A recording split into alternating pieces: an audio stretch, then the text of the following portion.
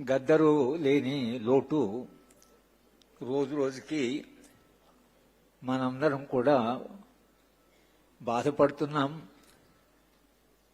ఆయన లేని లోటు తీర్చడం కూడా చాలా కష్టం. ఆయన వేలాది మంది కళాకారులను సృష్టించారు, కానీ గద్దరుకుండే ఆ అభినయము, ఆయన ఆవేశము, ఆయన కమిట్మెంటు అవి కూడా ఇవాళ మనందరికీ స్ఫూర్తిదాయకంగా పనిచేయాలి. గద్దరు చనిపోయే ముందు దాదాపు 2 నెలల ముందు రాత్రి 8 గంటలకి నాకు ఫోన్ చేశాడు.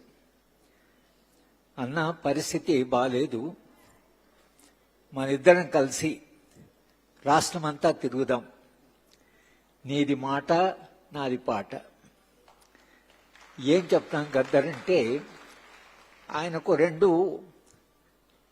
లక్ష్యాలు ఆయనకుండే. ఒకటి, ప్రతి గ్రామం వెళ్ళి అందరికీ, కళాకారులకి, గ్రామస్తులందరికీ పాటలు ఎలా పాడాలి, పాటలో లక్ష్యమేమి ఉండాలి. రెండవది, చివరి కాలంలో సూర్యం కూడా చెప్పాడు, భారత రాజ్యాంగాన్ని, రాజ్యాంగం ఉండే విలువల్ని మనం ఎలా కాపాడుకోవాలి. ఇవాళ పరిస్థితి చాలా విషమంగా ఉంది. శాంతా సిన్హా గారు చెప్పారు, జంతర్ మంతర్లో జరిగిన సంఘటన లేదా ఆ ఉద్యమం మనందరిలో ఒక కొత్త ఆశ కల్పించింది.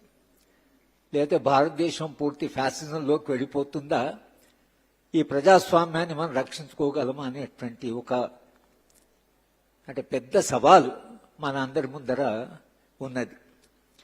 గద్దర్లో ఉండే విశేషమైన లక్షణం ఏంటంటే, సాధారణమైన మనిషికి, అతి సాధారణమైన మనిషికి కూడా ఒక సందేశం ఇవ్వాలంటే అతని మనసులో, అతని హృదయంలో కదిలించేలాగా చెప్పే అద్భుతమైన శక్తి ఆయనకున్నది.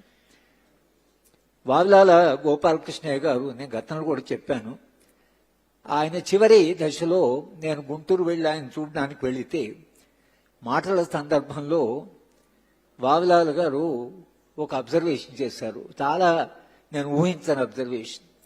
ఆయన చెప్పాడు, నా జీవిత కాలంలో ఇద్దరినే నేను చూశాను, పవర్ఫుల్ కమ్యూనికేటర్స్.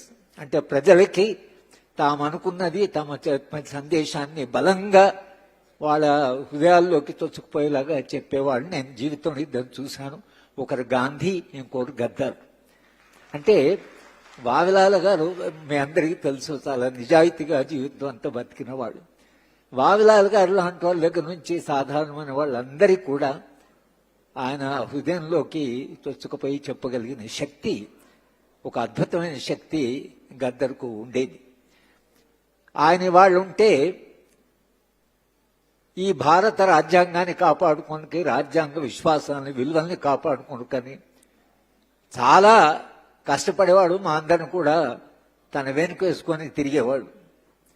అంటే ఈ కమిట్మెంట్ ఏదైతుందో, ఇవాళ మనం గద్దర్ను, ఆయన జ్ఞాపకాన్ని, ఆయన స్ఫూర్తిని జ్ఞాపకం చేసి వాళ్ళు చాలా మంది కళాకారులను చూసాము, అద్భుతంగా పాటలు పాడేవాళ్ళు. మనందరము చేయవలసిన పని ఏమిటి? ఒక వ్యక్తిని గౌరవించడము, వ్యక్తిని గుర్తుంచుకోవడం. అంటే వ్యక్తి మన మధ్యన లేడు భౌతికంగా, కానీ వ్యక్తి విశ్వాసాలు, వ్యక్తి విలువలు, వ్యక్తి వదిలిపెట్టినటువంటి వారసత్వం ఏదైతుందో అది సమాజాన్ని ముందుకు నడిపిస్తుంటది. మానవ నాగరికత ఎప్పుడైనా ఏ మనిషి తన త్యాగాన్ని చేశాడో ఆ త్యాగం వెనుకుండే విశ్వాసాలు, అది సోక్రటీస్ నుంచి, స్పార్టకస్ దగ్గర నుంచి మానవ నాగరికతను ముందుకు నడిపిస్తున్నది.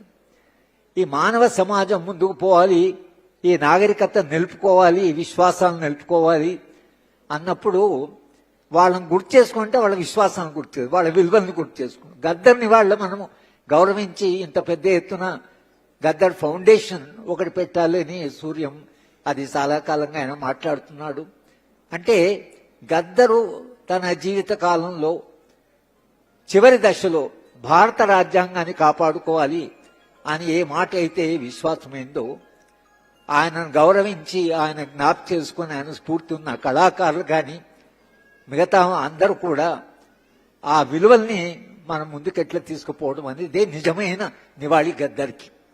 కనుక వాళ్ళ గద్దను మనం అందరము గౌరవించడం అంటే భారత రాజ్యాంగాన్ని, రాజ్యాంగ విశ్వాసాన్ని, దాని కొరకు మనం ఏ పాత్ర నిర్వహించగలమో మన శక్తి మేరకు మనము ఆ విలువల్ని కాపాడుకోవడమే నిజంగా గద్దరు ఒక ప్రజాస్వామ్యవాది, ఒక విప్లవకారుడు, ఆయన ఒక అద్భుతమైనటువంటి కళాకారుడు, ఒక మంచి మనిషి కూడా. అమాయకత్వం ఉండేది గద్దర్లో. అప్పుడప్పుడు ఆయనతో మా ఇంటికి వచ్చేవాడు, కొన్నిసార్లు గంటల తరబడి ఉండేవాడు, ఏడ్చేవాడు, ఒక్కొక్కసారి చిన్న పిల్లవాడిలాగా ఏడ్చేవాడు.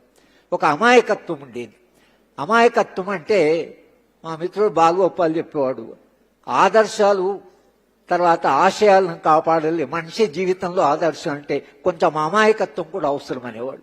గద్దర్లో అమాయకత్వం ఉండేది. మాట్లాడుతుంటే నాకే వస్తుంది, ఇదే అద్భుతమైన కళాకారుడు గద్దరేనా ఇలా మాట్లాడుతుంది. కానీ ఆ చిన్న పిల్లవాడి మనస్తత్వం ఉండేది. కానీ తనకుండే కళను, తనకుండే మొత్తం శక్తిని ధారపోసి తెలంగాణకి, అలాగే భారతదేశం మొత్తానికి ఒక చైతన్యాన్ని మనకిచ్చాడు. ఆ చైతన్యాన్ని నిలుపుకుంటూ ఆ విశ్వాసాల కొరకు మనం కూడా గద్దర ఆశయాలను మనం కొనసాగిస్తాం అని అన్నప్పుడు ఆ ఆశయాలు ఏమిటంటే ఈ దేశం నుండే ప్రజాస్వామ్యాన్ని కాపాడుకోవాలి, సామాజిక న్యాయం రావాలి, సమానత్వ భావం రావాలి, ఒక మానవీయ సమాజం వచ్చేదాకా మనం నిరంతరంగా చేయాల్సిన పోరాటంలో గద్దర్ ఆయన యొక్క జ్ఞాపకం ఏదైతుందో మనం నడిపించాలని కోరుకుంటూ నాకు అవకాశం ఇచ్చిన ఫౌండేషన్ వాళ్ళకి నేను చివరిగా తెలంగాణ ప్రభుత్వము గద్దర్ ఫౌండేషన్ కోరికను కాదు, ఆ గద్దర్ కుటుంబం కాదు, మేమందరం కూడా అనుకుంటే ఏంటంటే ఆయన జ్ఞాపకాన్ని, ఆయన స్ఫూర్తి నిలపడానికి ఒక స్ఫూర్తివనం కానివ్వండి, లేదా ఒక కల్చరల్ సెంటర్ కానీ ఈ ప్రభుత్వము చేయవలసిన బాధ్యత ఉన్నదని మరొకసారి మీ అందరి తరఫున మనం ప్రభుత్వాన్ని విజ్ఞప్తి చేస్తూ